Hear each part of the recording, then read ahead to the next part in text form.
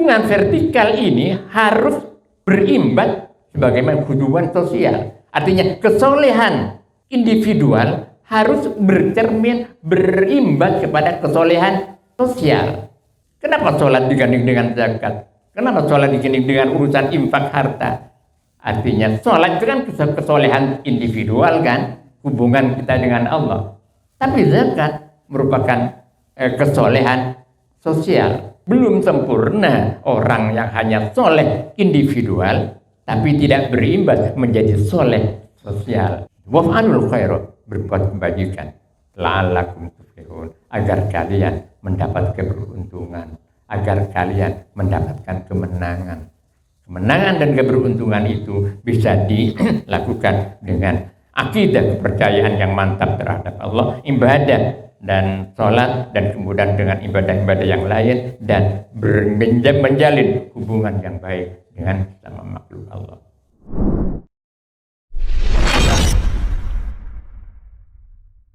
Bismillahirrahmanirrahim.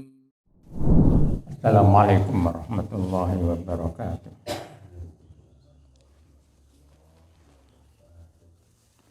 Tartil Al-Quranul Karim, kita buka halaman 518. Sudah itu.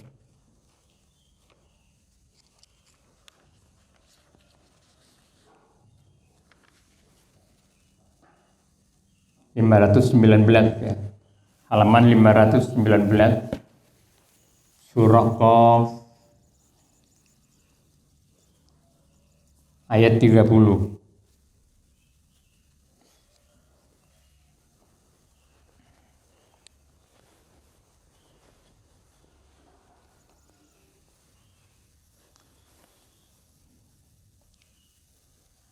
A'udzu billahi minasy syaithanir rajim.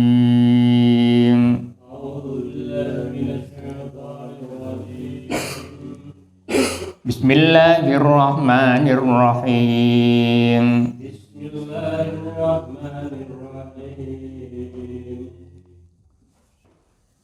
Yauma naqulu li jahannam hal imtala'ti wa taqulu hal min mazid.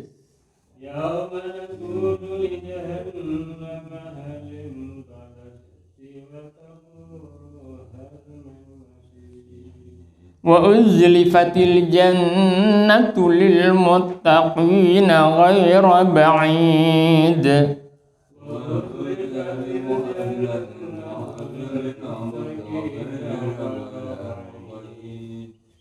Hadza ma tu'aduna likulli awwabin hafiz.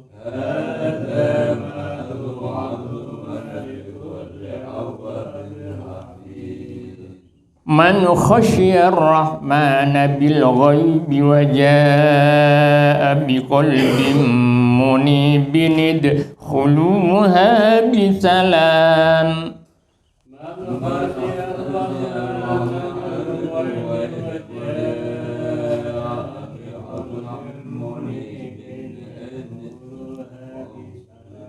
Dzalika yaumul khulud.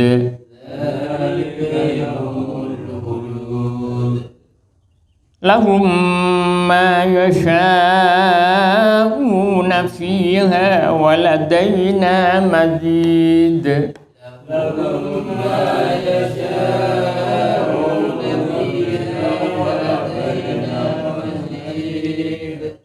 Wa kam ahlakna qablahum min qarnin hum ashaddu minhum batasha. Wa kam ahlakna qablahum min qarnin hum ashaddu minhum batasha. Hum ashaddu minhum batshan fanaqqabu fil bilad. Hum ashaddu minhum batshan fanaqqabu fil bilad. Hal min mahis. Inna في ذلك لذكرى لمن كان له قلب أو ألقى السمع وهو شهيد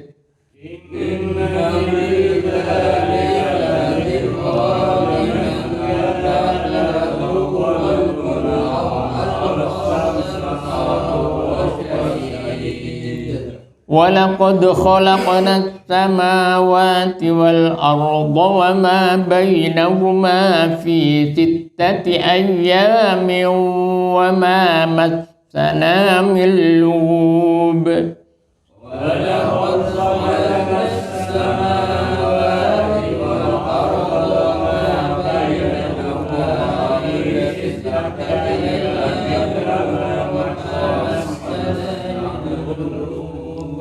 فاصبر على ما يقولون وسبح بحمد ربك قبل طلوع الشمس وقبل الغروب فاصبر على ما يقولون وسبح بحمد ربك قبل طلوع الشمس وقبل الغروب ومن الليل فسبح وأدبار السجود ومن الليل فسبحه وأدبار السجود واستمع يوم ينادي المناد من مكان قريب واستمع يوم ينادي المناد من مكان قريب يوم يسمعون الصيحة بالحق يوم يسمعون الصيحة بالحق ذلك يوم الخروج ذلك يوم الخروج نحن نحيي ونميت وإلينا المصير يوم تشقق الأرض عنهم سراعا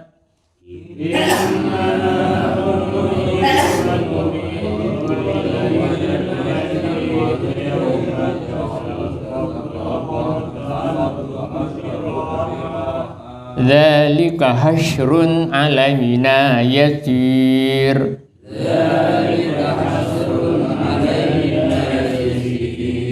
نحن أعلم بما يقولون وما أنت عليهم بجبار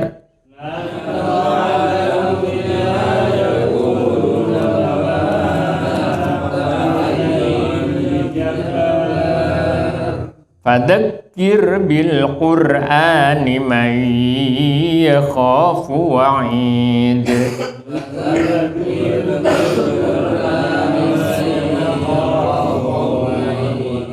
صدق الله العظيم.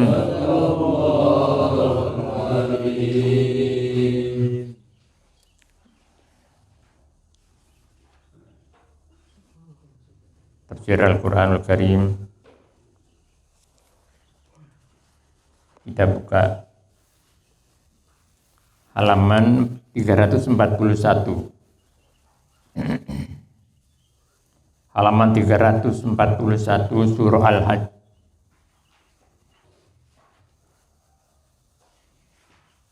Ayat 77.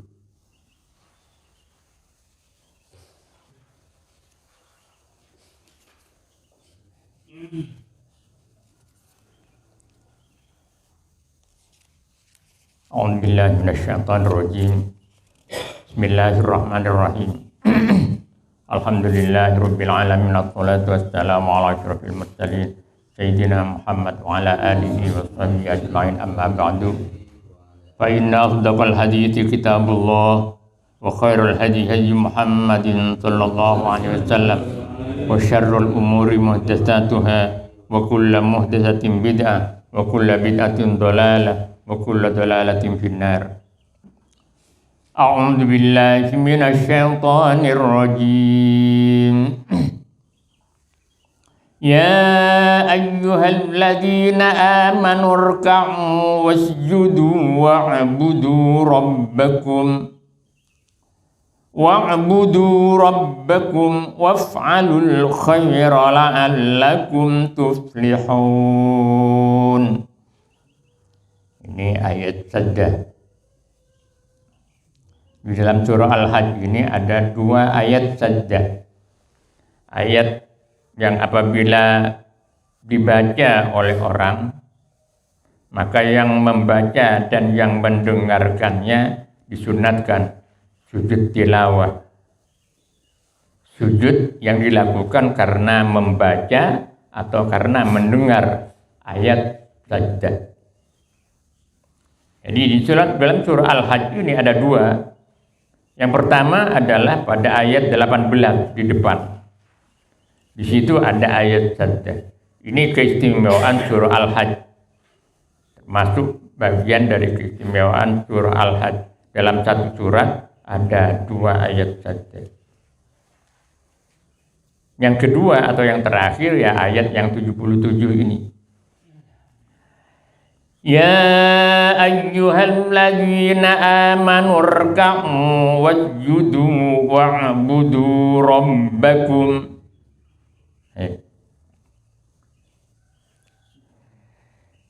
Wa'budu rabbakum waf'alul khaira la'allakum tuflihun. Karena sulit untuk sujud tilawah, karena syaratnya seperti pada dalam sholat, harus dalam keadaan suci, harus menghadap kiblat. Maka kita ganti dengan bacaan baqiyatus shalihat. Baqiyatus shalihat itu terdiri dari beberapa kalimat. Subhanallah, walhamdulillah, wala ilaha illallah, wallahu akbar. Ada ulama yang menambahkan tambah satu lagi, la haula wala quwwata illa billah. Mari baca Subhanallah, walhamdulillah, wala ilaha illallah, wallahu akbar, wala haula wala quwwata illa billah. 5 kalimat ini, Subhanallah, walhamdulillah, wala ilaha illallah, wallahu akbar, wala ilaha illallah, wallahu akbar, wala haula wala quwwata illa billahil aliyyil azim. Ini 5 kalimat yang disebut baqiyatus shalihat. Baqiyah artinya sesuatu pahala yang kekal, as-shalihat yang baik-baik. Artinya bacaan ini diberi pahala oleh Allah yang besar,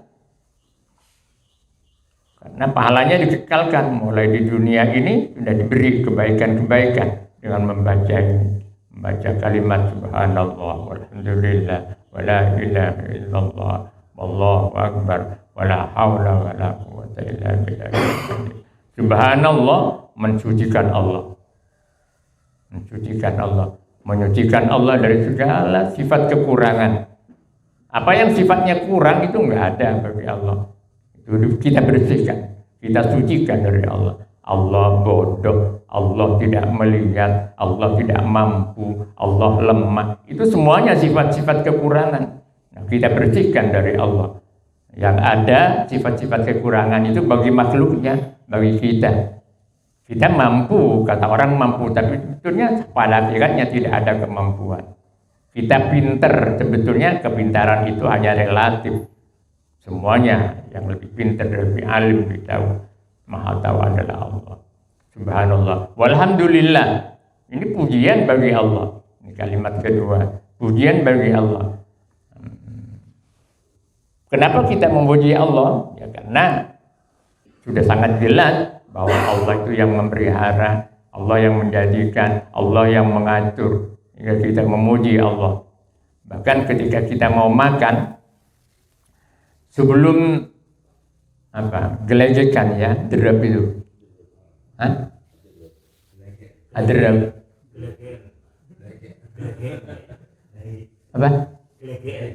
gelegean, ya.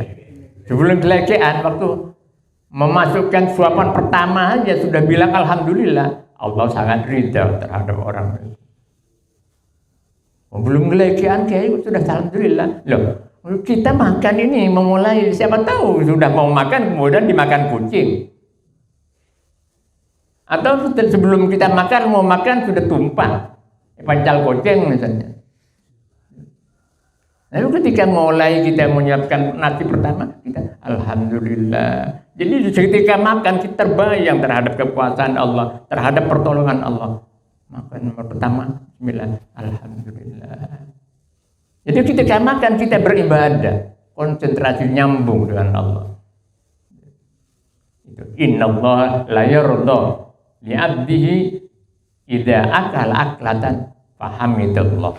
Allah sangat rela terhadap hambanya ketika dia makan satu suapan saja sudah mengatakan alhamdulillah. Itu sangat Allah meridai, senang terhadap orang itu. Subhanallah walhamdulillah wala ilaha illallah. Ini kuncinya surga. La ilaha illallah. Kuncinya surga. Kalau kunci terus diasah, jadi locer. Apa locer itu bahasa Jawanya, Pak Haji? Lancar ya, ya lancar lah. La ilaha illallah, Allahu akbar. Allahu akbar, takbir membesarkan Allah. Kemudian ditutup dengan la haula wala quwwata illa billah. Tidak ada kemampuan bagi kami, tidak ada kekuatan bagi kami untuk berbuat baik dan untuk menghindarkan keburukan-keburukan kecuali atas pertolongan Allah. Nah, 5 kalimat ini disebut di dalam Al-Quran. Wal baqiyatus shalihatu khairun inda rabbika thawaban wa khairun amala. Dalam surah Kahfi itu. Wal baqiyatus shalihatu khairun, dan amal-amal yang kekal dan yang baik itu khairun, lebih baik amalan. Ketika kita baca sendirian juga di rumah atau di mana baca Al-Quran, ketemu dengan ayat ini, ya kita disunatkan. Kalau tidak bisa sujud, kemudian diganti dengan baqiyatus shalihat itu. Subhanallah walhamdulillah wala ilaha illallah wallahu akbar wala haula wala quwwata illa billah. Dan ketika membaca baqiyatus shalihat ini, kita menghayati maknanya. Subhanallah, Maha suci Allah. Subhanallah, walhamdulillah, segala puji bagi Allah, dan seterusnya. Wajahidu fillahi haqqa jihadi wajtabakum wa ma ja'ala 'alaikum fid dini min haraj millata abikum Ibrahim huwa sammakumul muslimina min qabl wa fi hadha liyakuna ar-rasulu shahidan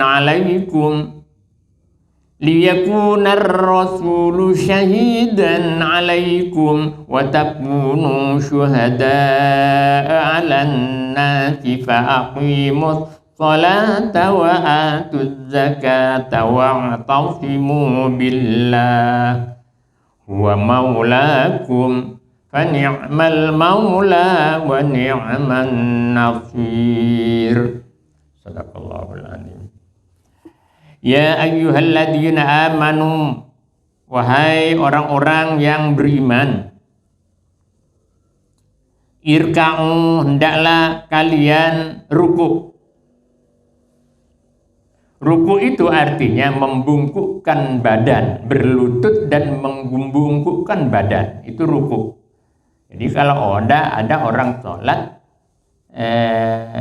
ruku, tapi badannya tidak membungkuk, cuman condong sedikit begitu saja, itu bukan ruku. Jadi ruku itu membungkukkan badan sampai berlutut, itu ruku. Wahai orang-orang yang beriman, rukuklah engkau, wasjudu, dan sujudlah engkau. Ayat 77 ini merupakan bagian dari penutup surah Al-Hajj yang sudah banyak kita kaji mulai dari awal, sebanyak 78 ayat. Ayat 77 dan ayat 78 ini merupakan penutup dari surah ini, surah Al-Hajj. Ketika di awal beberapa ayat sebelum ini Allah Subhanahu wa taala memproklamirkan kekuasaannya, kemampuannya untuk menciptakan alam dan mengaturnya. Dan kemudian pada bagian akhir dari ayat sebelum ini Allah mengecam perilaku kaum musyrikin dan orang-orang kafir yang memperlakukan Al-Quran tidak pada mestinya, memperlakukan Al-Quran secara salah. Maka pada ayat 77 ini Allah Subhanahu wa taala mengalihkan perhatiannya, mengalihkan tuntunannya kepada orang-orang yang beriman.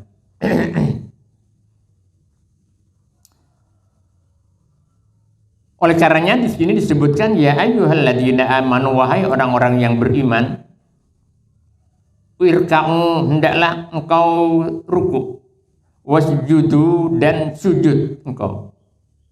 Irka'u, hendaklah engkau bersujud, ruku, wasjudu, dan bersujudlah engkau, wa'budu rabbakum, dan sembahlah engkau kepada Tuhan engkau. Atau wa'budu, dan beribadahlah dalam jenis-jenis ibadah yang lain. Menyembah Allah, menyembah Tuhan kalian dengan beribadah dalam bentuk ibadah-ibadah yang lain. Ayat 77 ini Bapak secara umum sudah mencakup tuntunan-tuntunan Islam, tuntunan-tuntunan dalam Islam. Dimulai dari tuntunan akidah yang disimbolkan dengan amanu. Itu tuntunan akidah, beriman. Beriman itu dalam hati. Jadi tuntunan akidah, kepercayaan. Nah, kemudian yang kedua dilanjutkan dengan tuntunan-tuntunan dalam soal ibadah sholat. Dengan dilambangkan ruku dan sujud. Karena pekerjaan ruku dan sujud itu merupakan pekerjaan-pekerjaan yang menonjol dalam sholat. Ada rukunya, kemudian bangun dari ruku, i'tidal, kemudian ada sujudnya. Itu perbuatan-perbuatan yang menonjol dalam sholat, ruku dan sujud. Ibadah-ibadah yang lain, wa'budu rabbakum, hendaklah sembah kalian kepada Tuhan kalian dengan melaksanakan ibadah-ibadah dalam bentuk lain. Di sini dalam ayat 77 ini sholat disebut secara khusus oleh Allah Subhanahu wa taala. Irka'u wasjudu. Padahal sholat yang ada ruku dan sujudnya, yang merupakan rukun yang menonjol dalam sholat, itu merupakan bagian dari ibadah, bagian daripada wa'budu rabbakum, sembahlah kalian kepada Tuhan kalian dengan beribadah. Sholat termasuk dalam ibadah, tapi di sini disebut secara khusus oleh Allah Subhanahu wa taala. Kenapa? Karena sholat merupakan tiang agama. Siapa yang menegakkan sholat, berarti dia menegakkan agamanya. Dan barang siapa yang mengabaikan sholat, berarti dia telah merobohkan agamanya. Rasulullah bersabda, "As-sholatu imaduddin." Sholat itu adalah tiang agama. Faman aqamaha faqad aqamad-din. Barang siapa yang menegakkan agama, maka dia berarti telah menegakkan sholat, maka berarti dia telah menegakkan agamanya. Wa man tarakaha faqad hadamad-din. Barang siapa yang mengabaikan, meninggalkan sholat, faqad hadamad-din, maka sungguh dia telah merobohkan agama.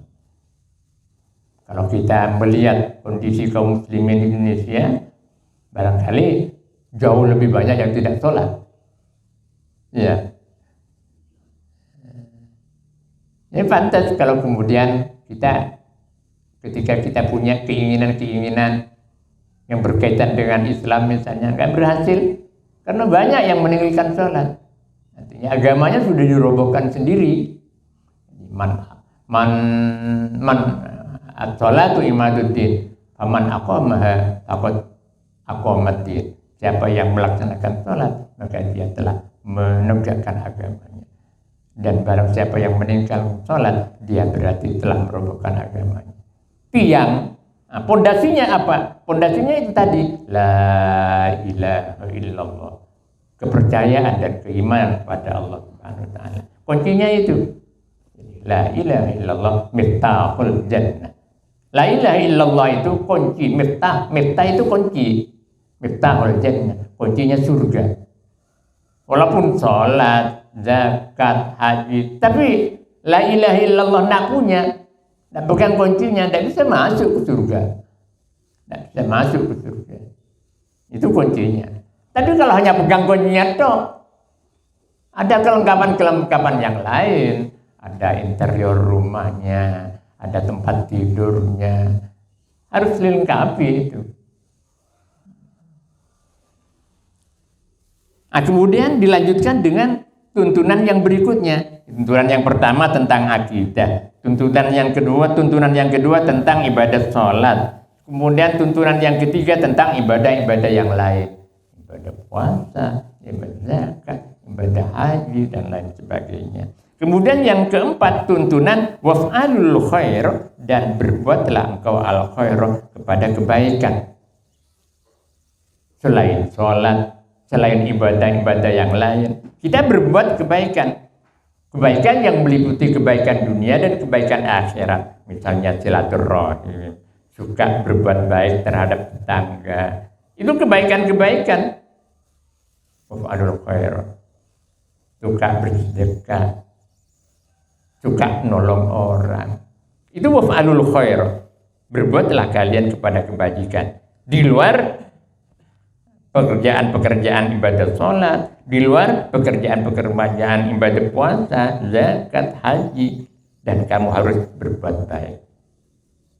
Kalau begitu, kalau itu sudah dilakukan, akidahnya sudah baik, sholatnya sudah baik, ibadah-ibadah yang lainnya sudah baik, hubungan sama horizontal, sama makhluk Allah, tetangga, saudara, teman, dan sebagainya baik. La'allakum tuflihun. Semoga kalian mendapat kemenangan. Jadi ayat ini kunci kemenangan dan keberhasilan. La'allakum tuflihun. Semoga kalian tuflihun, mencapai dan memperoleh kemenangan atau keberuntungan. Menang dan beruntung itu memperoleh apa yang diinginkan, baik itu di dunia maupun di akhirat.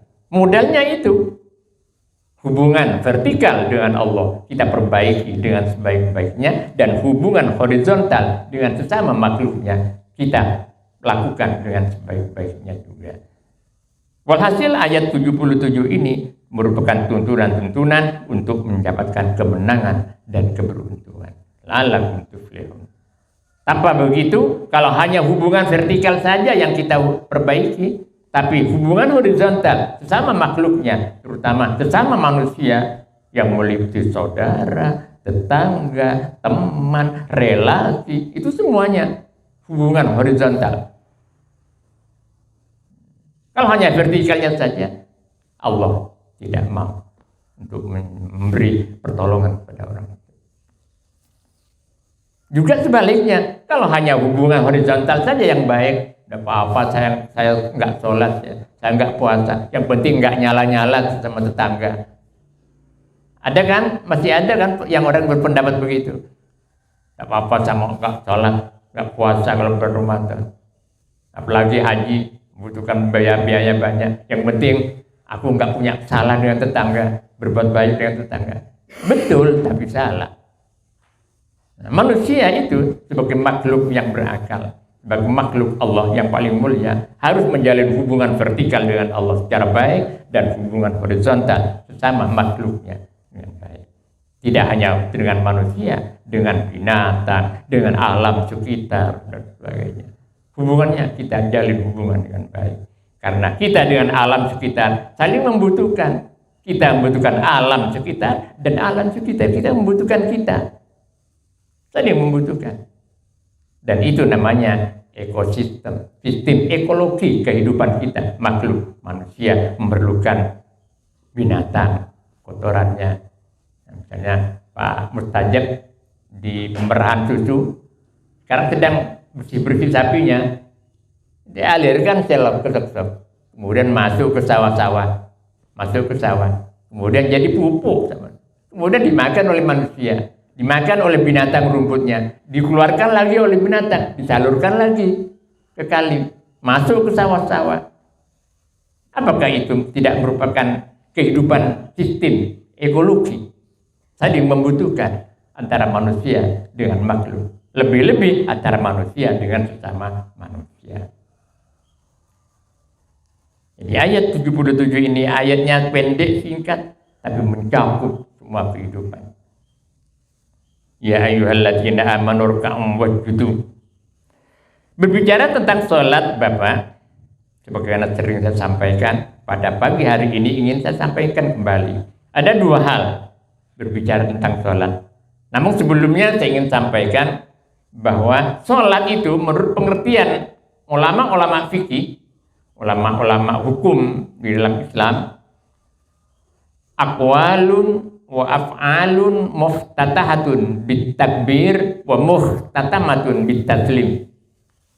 Jadi sholat itu adalah beberapa ucapan-ucapan, ada Fatihah di situ, ada bacaan-bacaan yang lain gitu. Aqwalun, beberapa ucapan. Wa af'alun, dan beberapa perbuatan. Ada rukunya, ada iktidalnya, ada sujudnya, ada duduk di antara dua sujud, ada berdiri. Itu perbuatan-perbuatan. Jadi aqwalun wa af'alun muftatahatun bit takbir, yang diawali dengan takbir. Allahu Akbar. Takbir yang pertama ini disebut takbiratul ihram.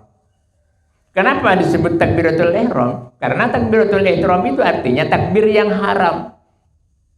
Haram betul. Takbir yang bila dibaca menjadi haram, perbuatan-perbuatan lain di luar sholat. Makan, ngomong, gerakan. Kalau sudah takbiratul ihram ini haram semua pekerjaan-pekerjaan yang boleh dilakukan sebelum sholat. Cuil-cuil temannya, ngobrol dengan teman boleh kalau sebelum sholat, sebelum takbiratul. Tapi ketika takbiratul ihram dibaca, maka haram semua itu dilakukan waktu sholat. Itu sebabnya takbir yang pertama ini disebut takbiratul ihram. Ada takbiratul ihram. Muftatahun bitakbir, diawali dengan takbiratul ihram. Adapun takbir-takbir selain takbir yang pertama ini disebut takbir intiqal.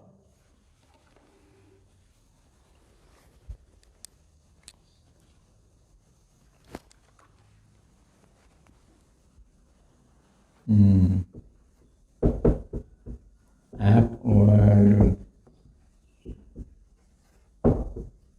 wa af'alun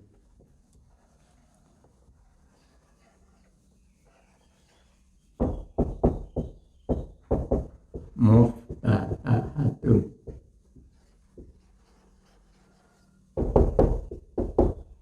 bitakbiri wa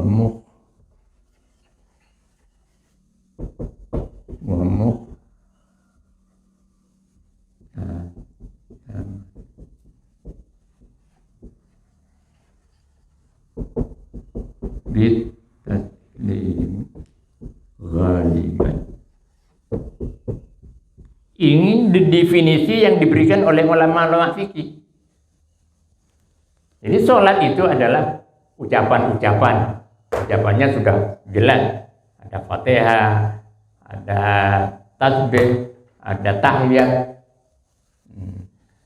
Kemudian af'alun, perbuatan-perbuatan, ada ruku, ada sujud. Muftatahatun bitakbir, yang diawali, dimulai dengan takbir, takbiratul ihram itu tadi.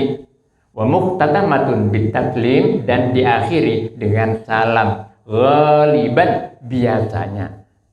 Kenapa ada ghaliban? Ada sholat yang tanpa ini, tanpa ucapan, tanpa gerakan. Ya, sholat yang mana? Sholatnya pakai isyarat. Ya, orang yang sudah menjelang meninggal dunia, sudah sakit parah, ya nggak bisa sih baca bacaan. Tidak bisa pakai gerakan-gerakan, apalagi berdiri. Wong sakitnya sudah parah. Nah, sholatnya dengan menggunakan sholat isyarat. Takbiratul ihramnya pakai kedipan mata. Baca rukuknya pakai kedipan mata. Baca sujudnya juga pakai kedipan mata isyarat. Nah, oleh karenanya di sini oleh ulama fikih disebut ghaliban, biasanya pakai ucapan, pakai perbuatan, pakai takbir dan pakai salam. Dari kaidah ini saja bisa jadi satu kitab nih.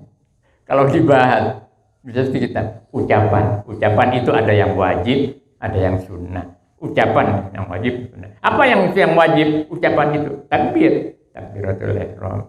Fatihah wajib. Tahiyat awal, tahiyat akhir wajib. Tahiyat akhir itu batasnya di mana sampai mana? Ini ilmu-ilmu semua untuk memahami dengan benar sholat kita dan untuk meningkatkan kualitas sholat kita. Jadi aqwalun wa af'alun muftatahatun bit takbir. Takbir saja ada dua. Jadi takbiratul ihram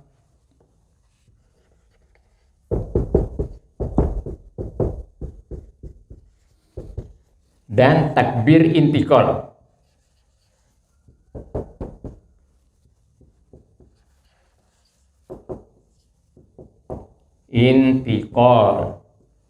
Takbir intikal, takbiratul ihram seperti tadi itu tadi takbir yang pertama. Artinya sudah saya jelaskan. Al takbir intikal, takbir mindah dari satu pekerjaan ke pekerjaan yang lain. Allahu Akbar. Sudah baca Fatihah, kemudian ruku. Allahu Akbar. Pindah dari berdiri ke ruku. Nah, kemudian dari i'tidal pakai takbir Allahu Akbar. Pindah dari i'tidal berdiri ke sujud. Nah, takbir selain takbir yang pertama itu disebut takbir intikal. Takbir pindah dari satu perbuatan ke perbuatan yang lain.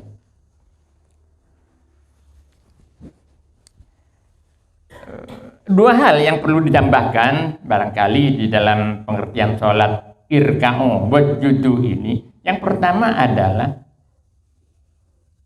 setiap kata sholat di dalam Al-Quran, perintah sholat di dalam Al-Quran, Allah selalu menggunakan kata qoma, yuqimu, yuqimuna, yuqimna yang berasal dari kata qoma, berdiri.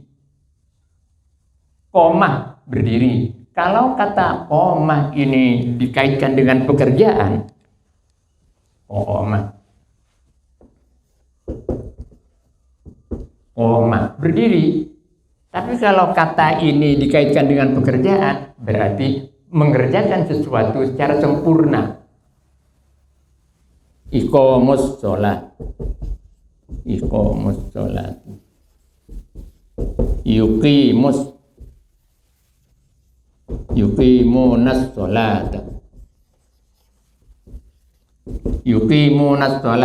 Ini berasal daripada koma ini. Karena ini dikaitkan dengan pekerjaan sholat, maka berarti sholat itu harus dikerjakan secara sempurna. Bagaimana kesempurnaan sholat? Ada 3 hal yang sering saya sampaikan. Yang pertama tentang waktunya. Daimun walladzina hum fi sholatihim daimun. Ajib waktunya.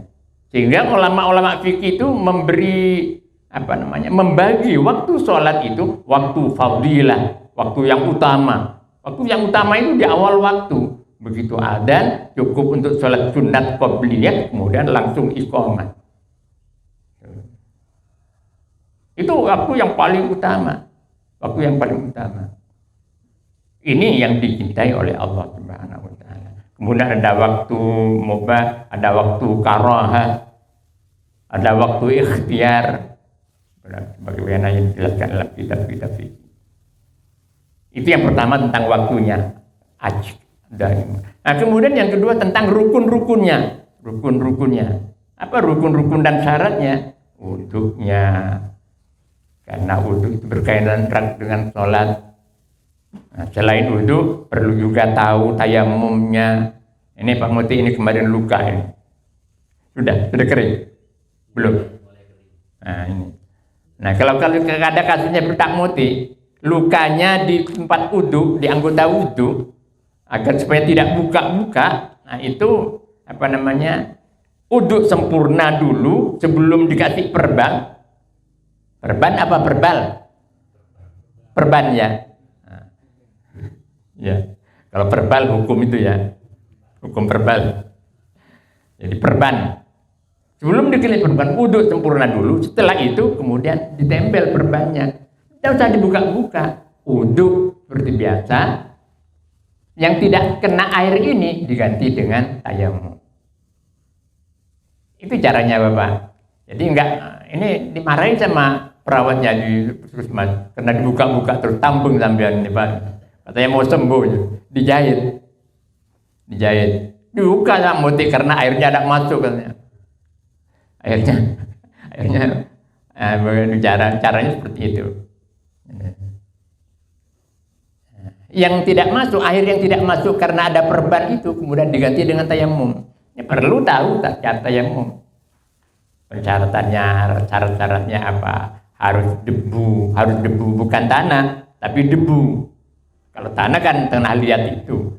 Kalau debu kan yang apa ya, seperti tepung itu yang apa dibilangnya? Ya, yang debu lah, yang debu. Udah paham darah. Artinya kalau di tangan diletakkan ke debu itu ada yang nempel sini, kena. Malah kalau di haji, jamaah haji itu ada ulama yang mengatakan bahwa di pesawat itu ada debu katanya. Kalau mau tayamum itu boleh katanya. Mana ada pesawat ada debu dalam mau pakai AC.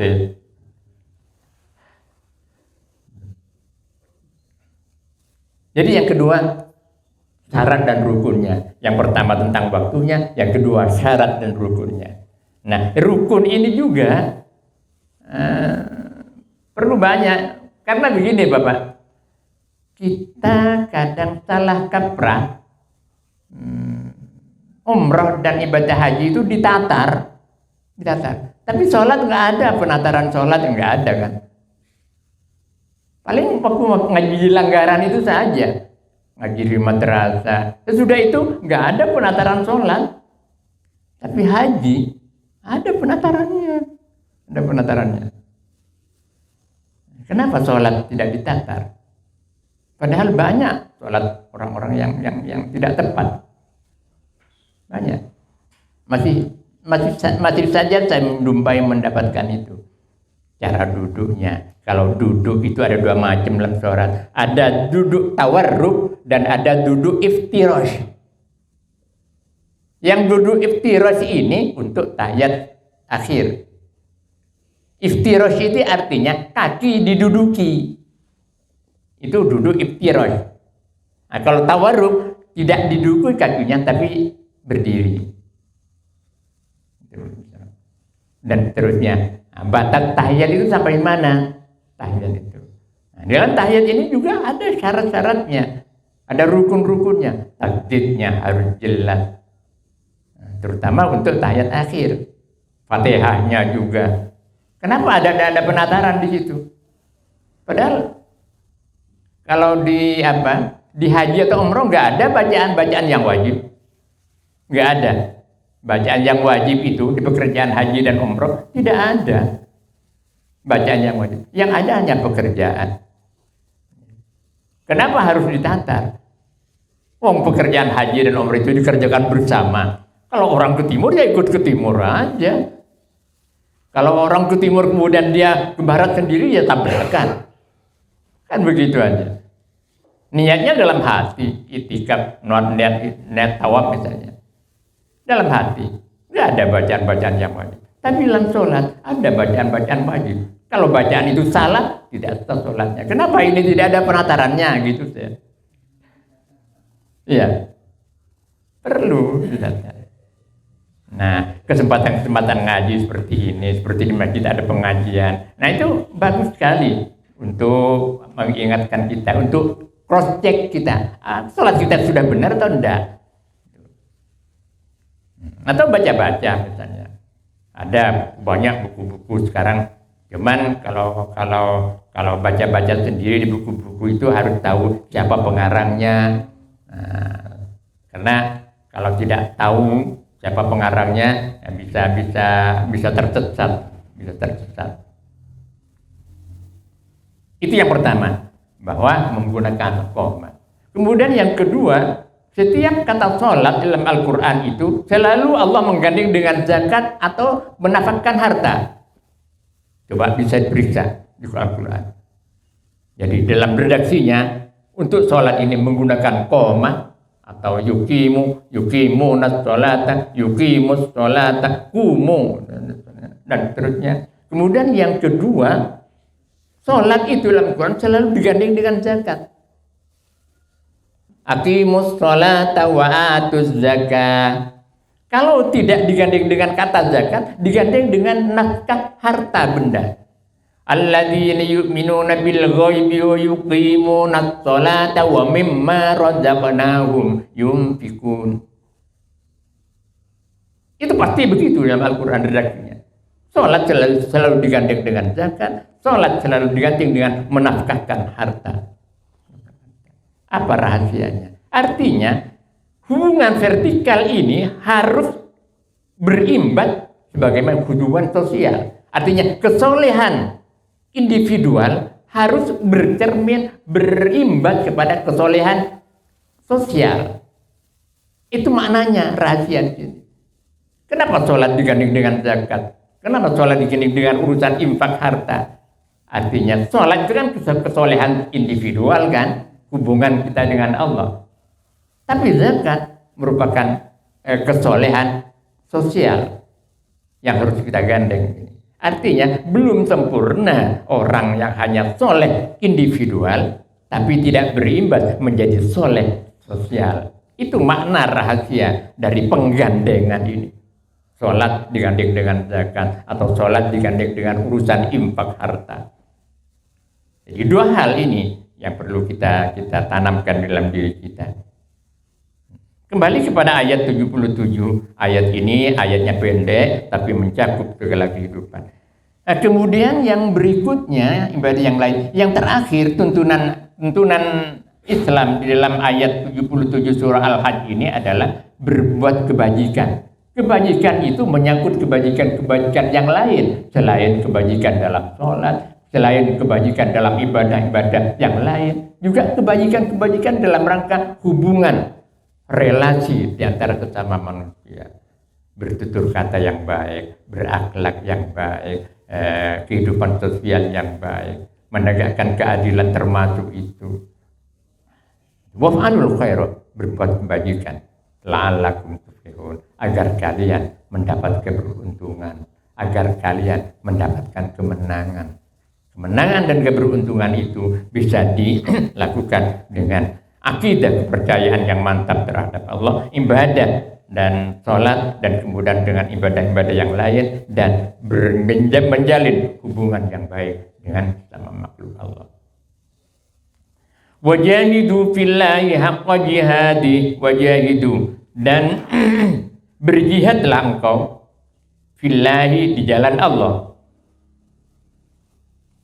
haqqa jihadi, benar-benar berjihad. Haqqa jihadi, benar-benar sebenar-benar berjihadnya. Wajahidu fillahi haqqa jihadi, dan berjihadlah kalian fiddini fillahi, dalam jalan Allah, haqqa jihadi, dengan benar-benar berjihad. Jahidu itu kata perintah. Kata perintah dalam bentuk jamak. Kata ini terambil daripada yuhdun. Yahidu.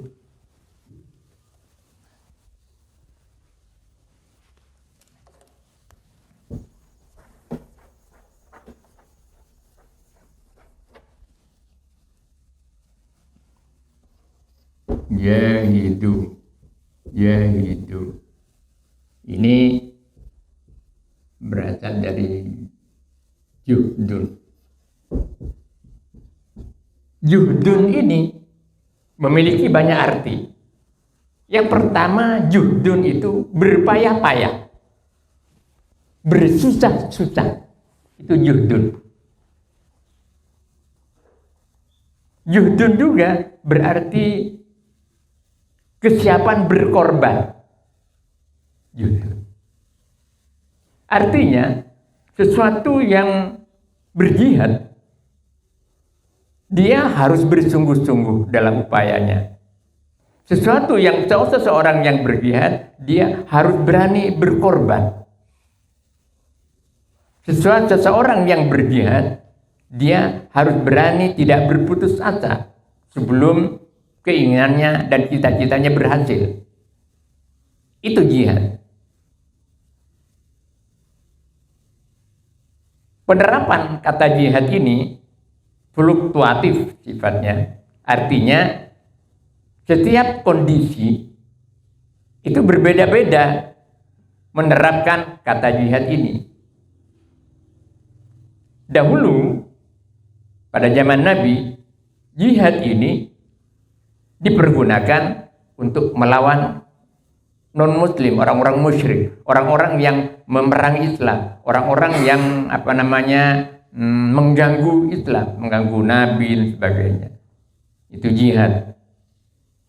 Di Indonesia sendiri, jihad itu pernah diposisikan sebagai perang melawan penjajah. Jihad ada istilah lain, sabilillah, Hizbullah. Pada zaman pergerakan melawan penjajah itu, ulama-ulama membuat pasukan-pasukan, kelompok perlawanan terhadap kaum penjajah dengan membentuk sabilillah, membentuk Hizbullah yang bermuara dari pemahaman jihad ini. Pada bulan Oktober tanggal 22 itu Kiai Hasyim Asy'ari menggunakan kata jihad ini dengan resolusi jihad yang kemudian sekarang disahkan menjadi Hari Santri. Hari Santri. Nah, dari resolusi jihad Kiai Hasyim Asy'ari ini pada 10 November rakyat Jawa Timur khususnya Jawa dan Madura berani untuk melawan penjajah yang mau kembali menjajah ke Indonesia. 10 November menjadi hari pahlawan itu. Pada awal-awal kemerdekaan, jihad itu dipergunakan oleh pihak tertentu untuk mengadakan pemberontakan seperti TII, Permista, Kartosuwiryo itu apa Pak Guru? DI ya, Darul Islam. Itu jihad, berangkat dari pengertian jihad ini. Pada zaman Orde Baru dipergunakan untuk mengintimidasi kaum muslimin oleh Pak Domo, Pak Sudomo. Pernah ingat Pak Domo? Kalau yang sepuh-sepuh tahu, kalau yang masih muda-muda ini barangkali tidak tahu Pak Sudomo. Itu pangkatnya dulu jabatannya Pangkop Kamtib, Panglima Komando Ketertiban dan Keamanan. Ini petakut kapi rakyat ini zaman Orde Baru oleh Pak Domo ini. Pak Domo ini beristri berkali-kali. Jadi ngatur ketertiban di Indonesia bisa, tapi ngatur istrinya rumah tangganya nggak mampu. Orang Kristen ya, tentara, kepercayaannya Pak Harto. Pangkop Kamtib. Itu komando jihad. Pak Domo itu melemparkan komando jihad. Pokoknya yang kaum muslimin tidak boleh bergerak sedikit, komando jihad, tangkap. Nah, gitu. Jadi kata jihad ini bisa dipergunakan fluktuatif sesuai dengan kondisinya. Cuma sering disalahpahami jihad ini. Padahal jihad yang sebenarnya itu adalah melawan hawa nafsu. Jihad yang sebenarnya adalah melawan hawa nafsu. Ketika Rasulullah pulang dari peperangan Badar, di tengah jalan Rasulullah bersabda kepada para sahabat yang mengiringinya, "Roji'na min jihadil asghar ilal jihadil akbar." Kita ini sekarang pulang dari peperangan kecil, yakni perang Badar, menuju peperangan yang maha besar. Para sahabat yang mendengar ucapan Rasulullah ini terheran-heran. Padahal peperangan di perang Badar pada waktu itu, Masya Allah, ngeri. Sampai banyak korban dari kalangan kaum orang-orang musyrik juga, dari orang-orang Muslim juga, pasukan Nabi juga. Sayyidina Hamzah juga termasuk yang menjadi korban paman Nabi pada waktu perang Badar. Oleh Nabi di tengah perjalanan disebutkan kita pulang dari peperangan kecil, perang Badar yang baru saja menuju peperangan yang maha besar. Para sahabat tidak paham terhadap sabda Rasul ini, kemudian bertanya, "Wa mal jihadul akbar ya Rasulullah?" Masih ada peperangan yang lebih besar lagi dari perang Badar yang baru kita lakukan? Ada. Apa Rasul? Jihadun nafsi. Memerangi diri sendiri ini loh. Diri sendiri. Jadi orang yang bisa menaklukkan lawan, negara yang bisa menaklukkan lawan, tapi melawan diri sendiri tidak semuanya mampu. Tidak semuanya mampu. Kenapa? Karena medannya jauh lebih luas daripada perang konvensional. Kalau perang konvensional sudah bisa dibayangkan, bisa direkan penduduknya berapa, bentuk alamnya seperti apa, pegunungan apa datar, kemudian persenjataan yang dimiliki apa saja, pesawatnya apa saja, bisa dikalkulasi, bisa dikalkulasi. Oleh karenanya negara-negara sekarang itu kan sudah tahu semua kemampuan tempurnya, persenjataannya sudah mampu, pesawatnya punya berapa, tank amfibinya punya berapa, sudah dikalkulasi. Tapi kalau musuh nafsu ini di mana-mana, bisa di kantor, bisa di pasar, bisa di sawah, bisa di jalan raya, bisa di masjid. Bisa di masjid juga. Itu melawan diri sendiri. Ketika di Masjid Allahu Akbar, tahu-tahu yang namanya setan ini datang. Itu di belakang ada guru kamu. Oh enggak. Ya, melawan diri sendiri itu merupakan jihad yang maha besar, yang maha besar. Nah, peperangan-peperangan yang konvensional itu pun juga karena tidak mampu melawan diri sendiri. Jihadun nafs. Nah, cuman diartikan oleh orang-orang an-nafs itu jiwa dan nyawa. Padahal nafs itu adalah totalitas manusia. Ya ilmunya, ya kekayaannya, ya ibadahnya, ya keluarganya. Itu semua totalitas manusia. An-nafs. Jihadun nafsi artinya jiwa totalitas. Jihad untuk berkaitan dengan totalitas manusia itu. Ya, totalitas manusia apa? Ya menyangkut nyawanya, menyangkut jiwanya, menyangkut keluarganya, menyangkut hartanya, menyangkut jabatannya, dan semuanya totalitas manusia itu dijihadi. Ini sebetulnya jihad yang sebenarnya. Wajahidu fillah haqqa jihadi, dan berjihadlah engkau, artinya bersungguh-sungguhlah engkau dalam berupaya, berusaha fillah di jalan Allah al-haqqa jihadi, dengan benar-benar berjihad. Ini panjang ini, nah, bahasan-bahasan yang cukup penting ke belakang sampai akhir surah Al-Hajj. Sampai kita selesaikan sampai di sini dulu. Kita insyaallah kita ulangi lagi pada kesempatan yang akan datang insyaallah. Wallahu a'lam bishawab. Kalamun qadimul la yamullu sama'uhu tanazzaha an qawlin wa fi'lin wa bihi astafi min kulli da'in wa nuruhu dalilun li qalbi 'inda jahli wa hirati fa ya rabbi mati'ni bi sirri hurufihi wa nawwir bihi qalbi wa sam'i wa muqlati wa salli wa sallim ya ilahi ala nabi wa ahlin wa ashabin bihim nil tubuyati wa ya rabbi zidni bi ilman wa hikmatan bijahin بمن جاءنا بالهداية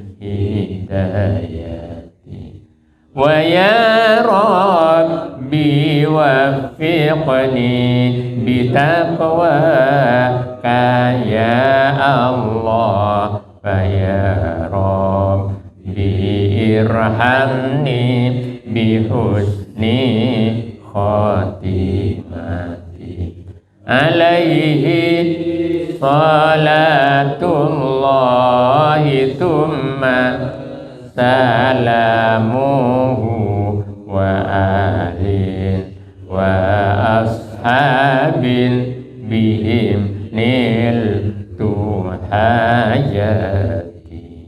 الفاتحة. أعوذ بالله من الشيطان الرجيم. بسم الله الرحمن الرحيم. الحمد لله رب العالمين الرحمن الرحيم مالك يوم الدين.